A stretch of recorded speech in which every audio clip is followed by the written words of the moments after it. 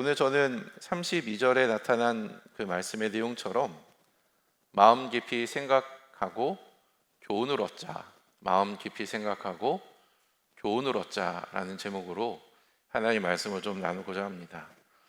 제가 오늘 어떤 주제로 이렇게 설교를 해 나갈 건지 한번 여러분 영상을 제가 한번 준비를 했는데 이렇게 보시고 어떤 주제로 설교가 진행되는지 한번 맞춰보시기를 바랍니다.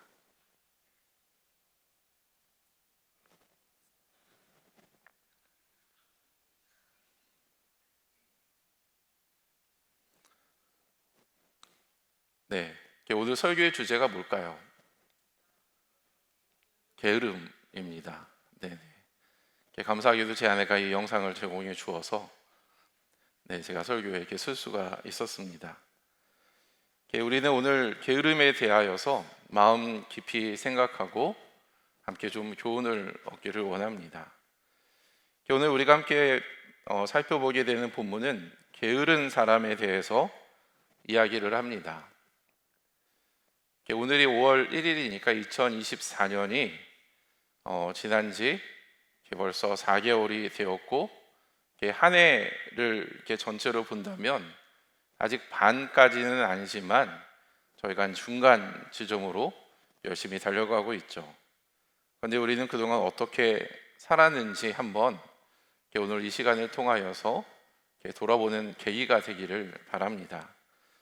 저는 오늘 여러분들이 오늘 설교의 내용을 통해서 그 세 가지 질문에 대한 답을 찾아가면 좋겠습니다. 첫 번째 질문은 누가 게으른 사람인가? 라는 질문입니다. 어떤 사람이 게으른 사람인지 새로운 시각으로 게으름에 대하여서 재조정을 하기를 원합니다. 두 번째는 게으른 사람은 어떤 결과를 맞이하는가? 우리 안에 깊이 내재된 그 게으름의 문제를 방치하면 우리의 삶에 어떤 문제가 나타나는지를 살펴보기를 원합니다. 그리고 세 번째 질문은 나는 무엇을 어떻게 해야 하는가? 사실 이 세 번째 질문이 제가 오늘 여러분들에게 전하고 싶은 메시지이기도 합니다. 이제 저희가 본문 말씀을 함께 연구해 보기 원하는데요. 잠언 24장 30절 말씀 우리 같이 한 목소리 읽겠습니다. 시작. 게으른 사람의 밭과 지각이 없는 사람의 포도원을 내가 지나가면서 보았더니. 오늘 본문에 보면은 게으른 사람의 밭과 지각이 없는 사람의 포도원을 병행하면서 사용하고 있는데, 이것은 게으른 사람이 지각이 없는 것과 어떤 일종의 무슨 관계가 있는 것을 우리에게 시사해 주는 그런 내용입니다. 여러분, 보통 게으른 사람 하면 어떤 사람이 생각이 나나요? 배짱이처럼 일하기를 싫어하며 노는 것을 좋아하는 사람을 생각하거나 또는 나무늘보처럼 행동이 느리고 더딘 사람을 생각하기가 쉽습니다. 그런데 잠언의 저자는 지금 이 말씀 속에서 그가 그러한 행동을 하는 것은 그에게 지각이 없기 때문이다 라고 설명을 합니다. 개역 개정을 포함한 대부분의 성경은 지각을 지혜로 표현을 했고, 쉬운 성경은 지각 없음을 미련한 것으로 번역을 했습니다. 그러니까 무엇인가를 깨닫고 상황을 분별하는 능력이 없거나 또는 부족하기 때문에 일하기를 싫어하고 일을 하더라도 대충 하거나 더디게 한다라는 것입니다. 한번 여러분을 스스로 평가해 보시기 바랍니다. 나는 게으른 사람인가를 한번 생각해 보세요. 그리고 옆에 혹시 누군가가 앉아 있다면 이렇게 질문해 봅시다. 당신은 게으른 사람입니까? 한번 인사해 볼까요? 네, 전혀 아니라고 막 부인하시고 이제 그러시는데, 네네. 여러분이 우리가 게으른 사람인지 아닌가는 우리가 다음 구절에서 나타난 내용을 통하여서 우리가 확인을 할 수 있습니다. 31절 말씀 같이 한번 읽겠습니다. 시작. 거기에는 가시덤불이 널려 있고 엉겅퀴가 지면을 덮었으며 돌담이 무너져 있었다. 그러니까 게으른 사람의 밭과 지각 없는 자의 포도원을 관찰해 보면 가시덤불이 이렇게 널려 있고 엉겅퀴가 지면을 덮었으며 돌담이 무너져 있다라는 겁니다. 이것은 그들이 해야 할 일을 하지 않아서 그것이 경작지인지 아닌지를 확인하기가 어려운 정도로 황폐화된 상태를 묘사를 합니다. 일을 해야 되는 사람이 일을 하지 않거나 또는 제때 일을 하지 않고 또는 어떻게 일을 해야 될지를 몰라서 포도나무가 자란 대신 어떤 열매를 수확한 대신에 잡초가 자라고 돌담이 무너져 일꾼이 열매를 거두는 것이 아니라 여우와 같은 들짐승들이 이제 그런 것들을 가로채게 된다라는 것입니다. 이러한 묘사는 게으르고 지각이 없는 자의 행동으로 인하여서 경작지가 완전히 황폐되어 있음을 설명을 하고 약간의 남아있는 열매도 외부의 침탈로 인하여서 조금 더 지켜낼 수 없는 그러한 상태임을 우리에게 설명해 주죠. 여러분, 이것이 단순히 그들이 소유한 밭이나 포도원에게만 해당되는 문제일까요? 게으른 자의 밭과 지각 없는 자의 포도원의 상태는 그들의 영적인 상태를 잘 대변한다라고 볼 수가 있습니다.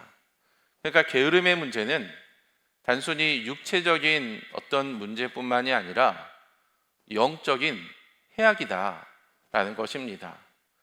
그래서 책 읽는 사자와 같은 유튜버는 방 청소를 하느냐, 자신이 잔 이불을 깔끔하게 정돈하느냐를 통하여서 자신의 영성을 확인할 수 있다라고 표현을 했습니다. 삶에서 일어난 사소한 습관이 우리의 영성을 형성한다라는 것입니다. 그리고 로렌스 형제는 하나님의 임재 연습이라는 자신의 책에서 우리가 설거지를 하거나 또는 빨래를 개거나 일상에서 평범하게 하는 그러한 일들을 통하여서 우리가 만약에 그러한 일들을 하나님을 사랑하는 마음으로 하게 되면 그것이 예배가 되고 하나님의 임재를 경험하는 어떤 특별한 어떤 하나님과의 깊은 만남이 된다라고 설명한 바가 있습니다. 그리고 김난주 목사는 게으름을 거룩함에 이르지 못하게 하는 은밀한 적이라고 표현하기도 했죠.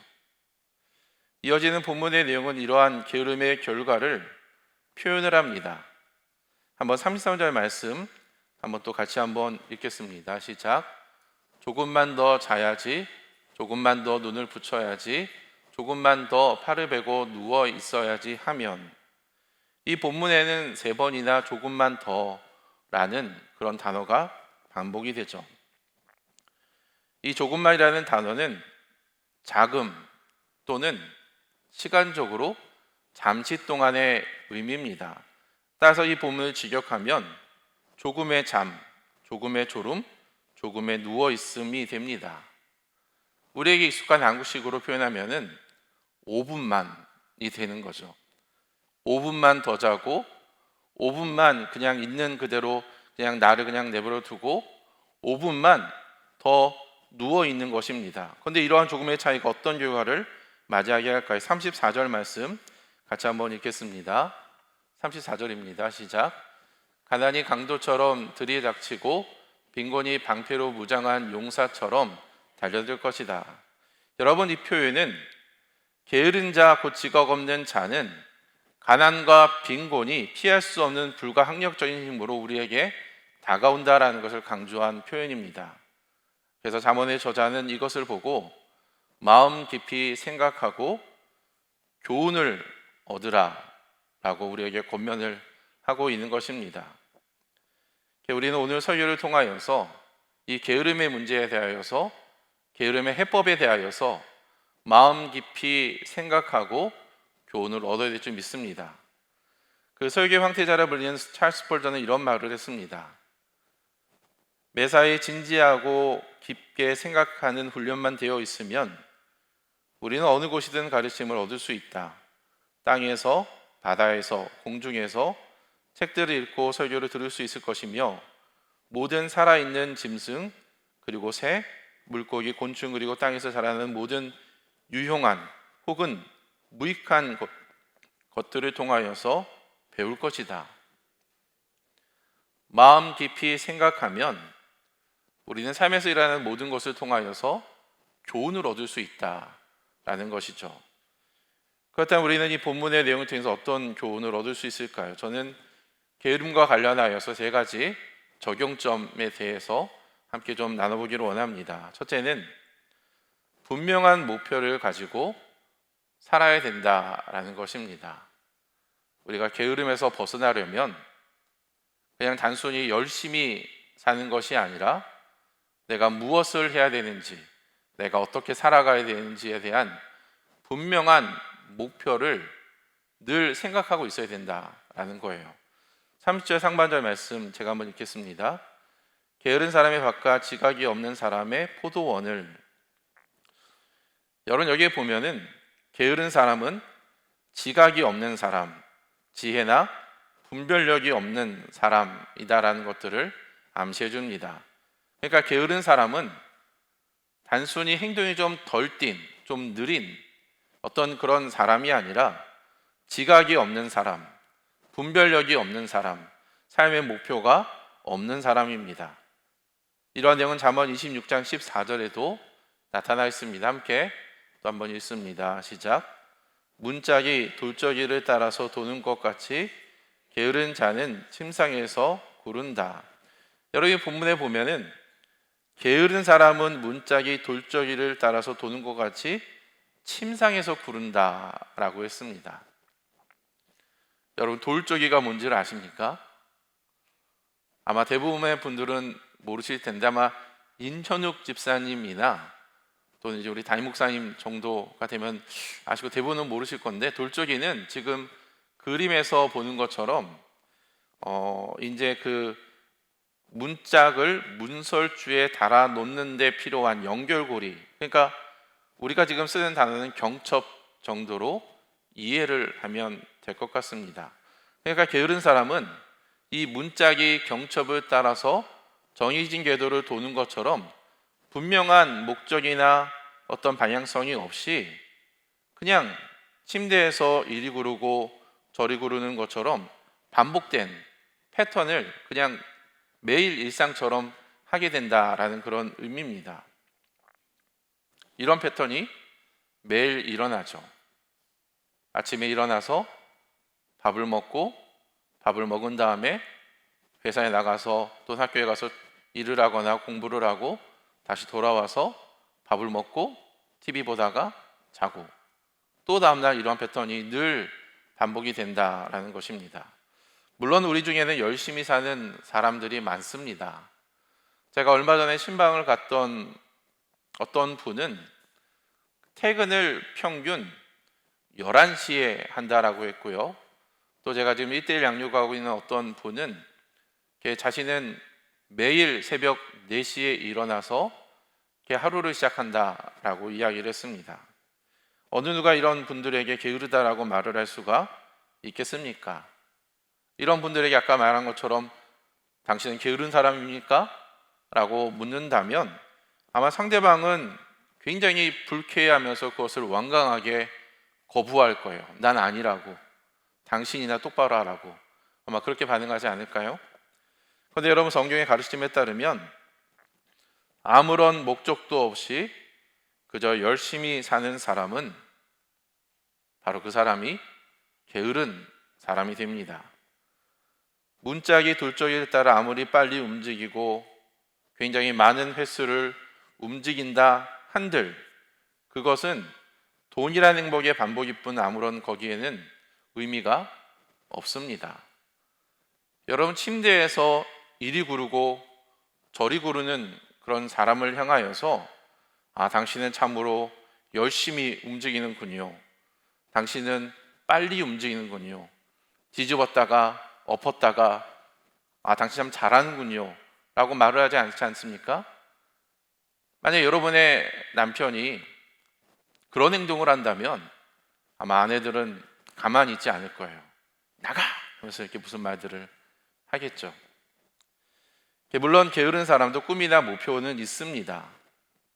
그러나 차이점이 있다면 그것은 단순한 희망상황일 뿐 그것을 이루기 위해 자신의 시간이나 물질을 희생하지는 않죠.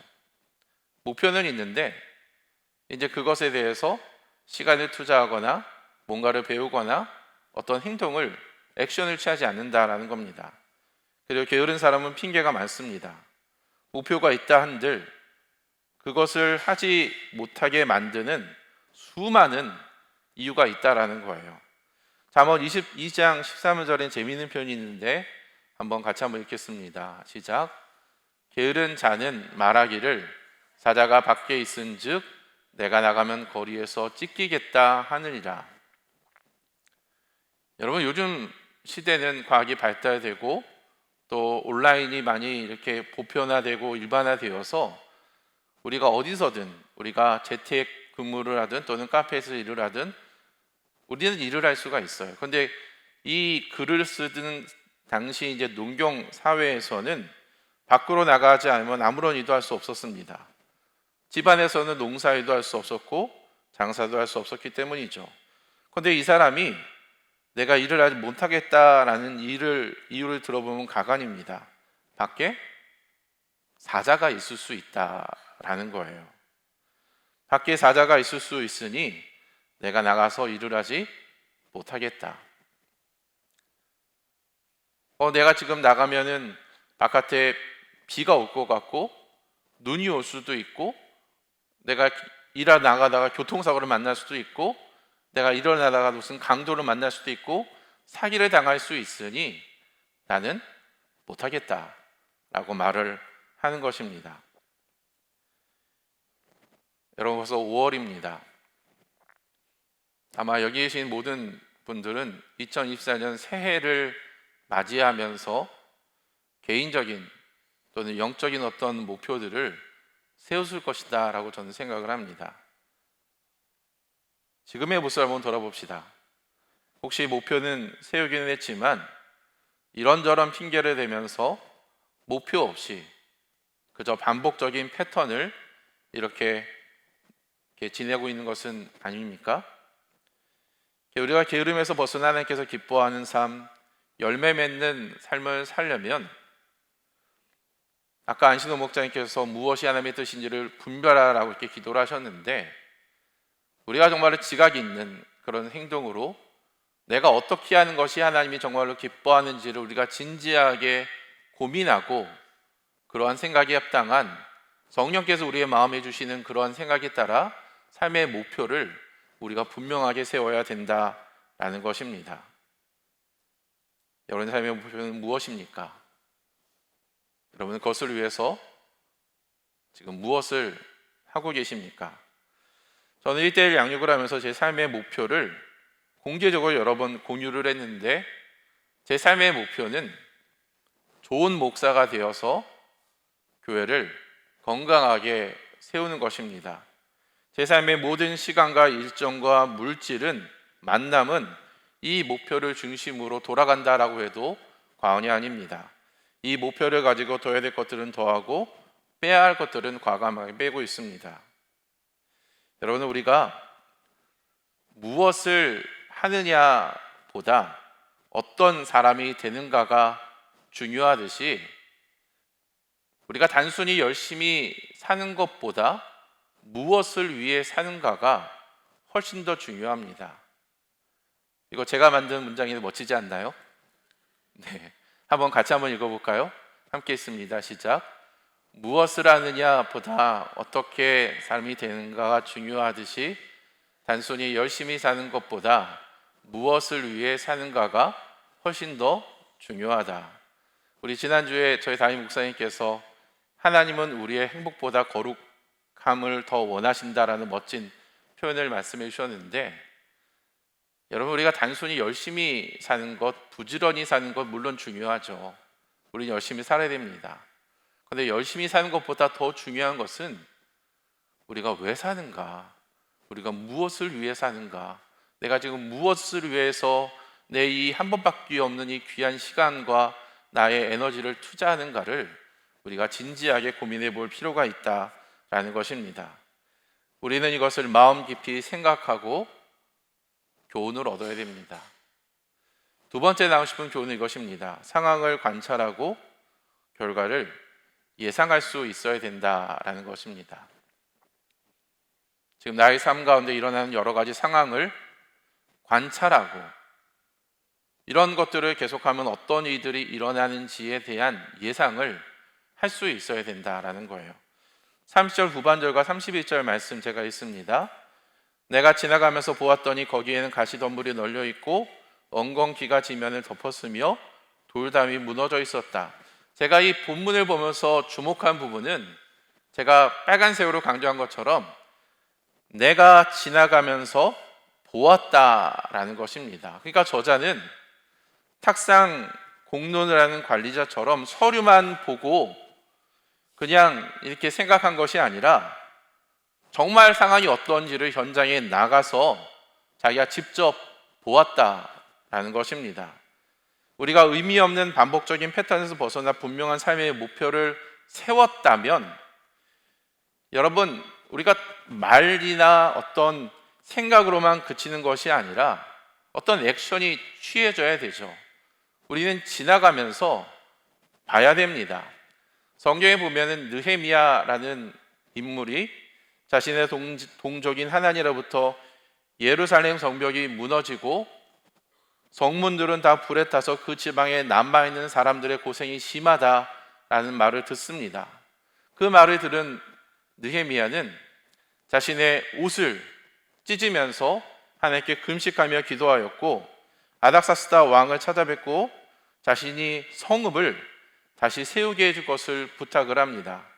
무너진 성벽을 다시 세우는 거룩한 목표를 세운 것입니다. 여러분, 그 뒤에 느헤미야가 무엇을 했나요?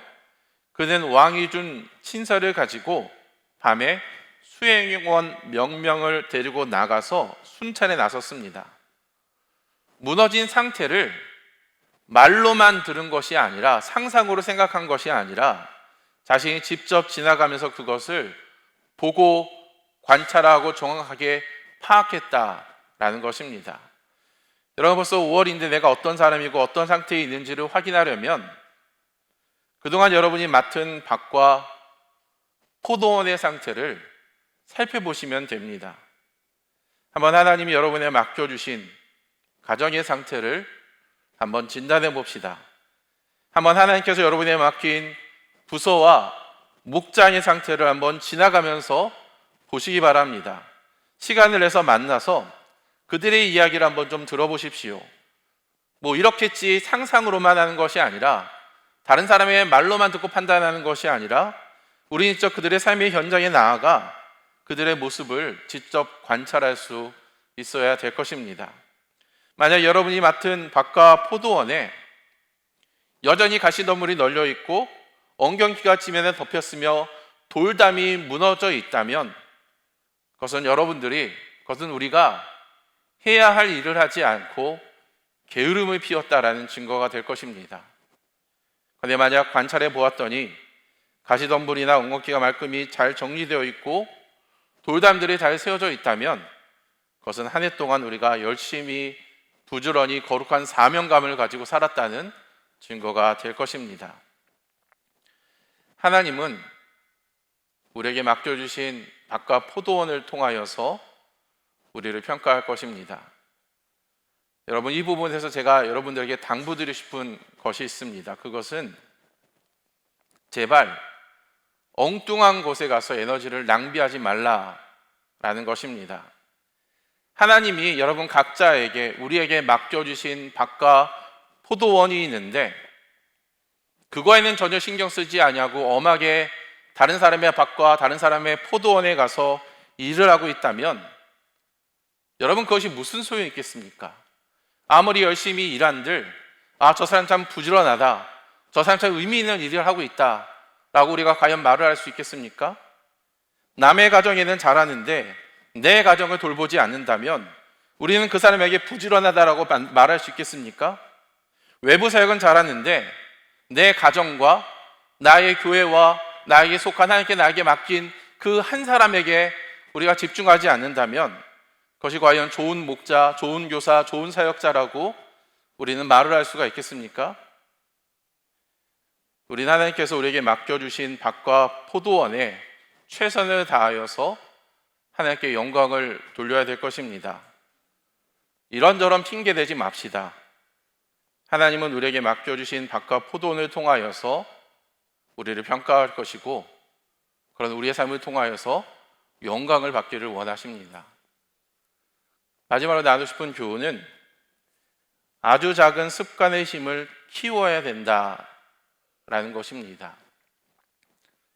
사소하지만 아주 작은 습관의 힘을 우리는 키워야 됩니다. 33절 말씀 제가 한번 읽어드립니다.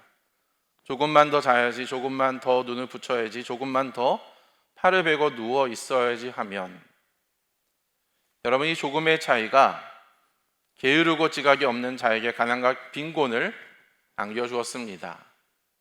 이 사소한 조금의 차이가 큰 결과의 차이를 발생하게 했다라는 것입니다. 제가 요즘에 관심 있게 보고 있는 책이 있는데요, 책 제목이 아주 작은 습관의 힘이라는 책입니다. 상당히 좋은 책으로 한번 여러분도 입독할 것을 권면해 드립니다. 이 책에 보면 고교 시절 총만 맞던 야구 선수였던 저자는 연습하던 중에 동료가 무심코 실수로 휘둘린 야구 배트에 얼굴을 정통으로 맞게 되어서 안면부에 뼈가 30조각으로 분리가 되고 왼쪽 눈은 튀어나오게 되고 심정지가 3번이나 일어나는 엄청난 사고를 맞이하게 됩니다. 그래서 걸을 수조차 없었던 저자는 절망에 빠진 대신에 그가 그러한 상태에서 당장 할 수 있는 아주 작은, 아주 사소한 일을 찾아서 그것을 반복하자라는 결단을 하게 됩니다. 그 후 매일 걷기 연습을 해서 6개월 만에 그는 걸을 수가 있게 되었고, 그 다음에 6년 후에는 대학 최고 남자 선수가 됩니다. 아주 사소한 습관이 그를 최고의 선수로 만들었던 것이죠. 도대체 그에게 무슨 일이 일어난 것일까요? 저자가 강조하는 4가지 원칙이 있습니다. 좋은 습관을 만들려면 그것이 분명해야 되고 매력적이어야 되며 우리가 쉽게 할 수 있는 그런 것을 만들어야 되고, 또한 그것을 할 때 만족하게 만들라라는 것입니다. 반대로 나쁜 습관을 없애려면 눈에 띄지 않게 해야 되고 매력적이지 않게 만들며 하기 어렵게 만들며 불만족스럽게 만드는 것이다라고 표현을 합니다. 저자가 이 책에서 강조하는 것은 큰 습관, 어떤 대단한 어떤 그런 것들을 하지 말고 사소해 보이는 작은 습관을 만들라라고 제안을 합니다. 그러니까 내가 독서를 해야지 라고 하면 첫날부터 막 100페이지 읽고 그러는 것이 아니라 하루에는 2분의 법칙이라는 것이 있는데 2분 동안 책을 읽고 덮고 또 책을 싶으면 2분 동안 책을 읽고 덮고, 이러한 반복적인 패턴을 계속 하라는 거예요. 운동할 거면 하루에 남자의 가슴 근육을 키운다고 푹샤버러에 막 100개씩 막 하는 것이 아니라 10개씩, 5개씩 자기가 할 수 있는 만큼 조금씩 그렇게 반복을 하는 것이 훨씬 더 좋은 효과를 발휘하게 된다는 것이죠.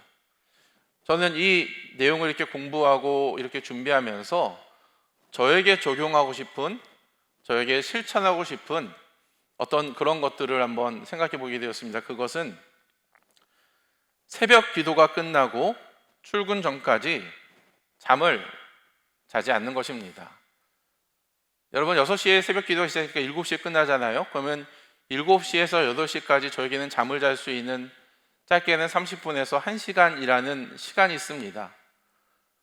저를 아는 분들은 제가 굉장히 잠을 좋아합니다. 잠자는 것이 가장 행복해요. 그래서 꼭 그런 시간을 많이 누리게 되죠. 그런데 아침에 일어났다가 또 잤다가 일어나게 되면 아침에 그 시간을 매우 분주하게 시작을 해야 되고 해야 될 일들을 하지 못하고, 그리고 건강에도 매우 좋지가 않습니다. 간에 굉장히 좋지가 않아요. 그래서 잠자지 말아야지라고 했지만 계속해서 실패를 반복하곤 했습니다. 그래서 이번에 실천하려고 하는 것이 새벽 4시 40분에 일어나면, 알람이 일어나면 5분만 하지 않고 그 즉시 일어나는 겁니다. 근데 일어나면 주변이 깜깜하면 또 졸기 쉽거든요. 그래서 일어나자마자 화장실에 가서 저는 따뜻한 물을 매우 사랑합니다. 그래서 따뜻한 물로 그냥 세수를 하거나 시간이 좀 넉넉하면 샤워를 하죠. 그것은 저에게는 굉장히 매력적인 일이었고, 그렇게 해서 아침에 1시간 정도의 시간을 확보하는 것은 저에게는 굉장히 좋은 어떤 보상으로 만족스럽게 다가오고 있습니다. 여러분, 습관은 자동적으로 실행될 때까지 여러 번 반복한 행동입니다. 예전에는 새벽 기도에 하러 일어나는 것이 굉장히 어려웠거든요. 그런데 토요일하고 일요일 제외하고 매일 일어나다 보니까 이제는 아침에 일어나는 것이 어렵지 않게 됐어요. 아주 작은 알람 소리에도 벌떡 일어나게 됩니다. 그런 것처럼 새벽에 다시 잠을 자지 않는 것도 지금 저에게는 과도기적인 그런 과정들이 있겠지만, 이것도 이러한 패턴이 반복되다 보면 언젠가 저에게 익숙해지리라고 생각을 합니다. 제가 이러한 얘기를 통해서 여러분에게 드리고 싶은 이야기가 있습니다. 어떤 하나님께서 기뻐하시는 어떤 삶의 목표를 세웠다면 처음부터 대단한 것을 우리가 잡는 것이 아니라 아주 사소한 것부터 시작하여서 여러분이 직접 한번 실천해 보라라는 것입니다. 말씀을 좀 나누겠습니다. 거룩한 삶을 살기 위해서 우리는 첫 번째로는 분명한 삶의 목표를 세워야 됩니다. 그리고 지금의 자신의 모습을 잘 판단하여서 그것을 극복할 수 있는 좋은 습관을 개발한다면 우리는 우리의 삶의 모습, 우리의 삶 전체를 통하여서 더욱더 예수 그리스도를 닮는 자로 성장할 수 있게 될 것입니다. 지난주 금요일에 담임 목사님은 좋은 소문이 나는 사람이라는 제목의 말씀을 전해주셨는데, 우리가 거룩한 삶의 은밀한 내적인 이 게으름의 문제를 잘 해결하여서 정말 우리 가운데 좋은 소문들이 나는 사람, 그래서 누군가가 와서 보았더니, 만났더니, 교제했더니 실상은 더 나은 사람으로 평가받는 그런 일들이 일어나기를 저는 기대해 봅니다. 우리는 이러한 것들을 마음 깊이 생각하고 교훈을 얻어야 될 것입니다. 함께 이 시간 우리 찬양하도록 하겠습니다.